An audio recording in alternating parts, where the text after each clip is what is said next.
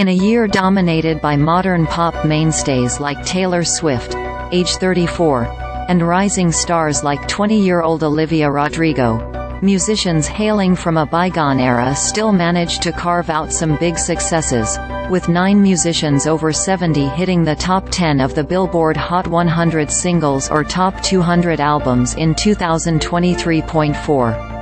That's how many music acts with musicians over 70 landed top 10 singles this year.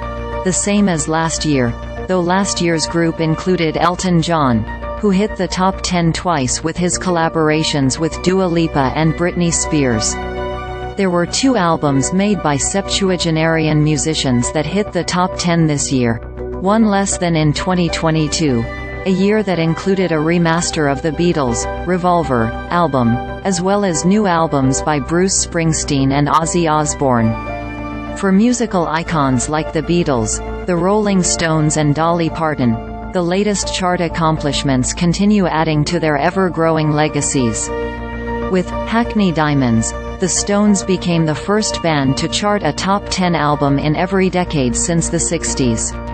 With Now and Then, the Beatles joined an elite group of only 13 artists to land a top 10 hit single in every decade since the 60s. And Parton's album, billed as her first ever rock album, handily landed her on top of the top rock and alternative albums list for the first time in her record-breaking career. Brenda Lee's rise to the top of the charts garnered attention after it set a record for largest climb to the top of the charts.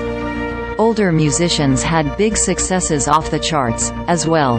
Before Taylor Swift's Eras Tour crossed $1 billion this year, Elton John's sprawling Goodbye Yellow Brick Road temporarily set the record for highest-grossing tour of all time when it closed in July. And Bruce Springsteen, 74, had the 3rd highest-grossing tour of the year, behind only megastars Taylor Swift and Beyonce, according to Pollstar.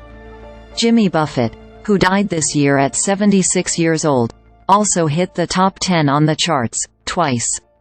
His 1985 album, Songs You Know by Heart, hit the top 10 after his death in September. And his posthumously released album of new music, Equal Strain on All Parts, reached number 6 after its November release.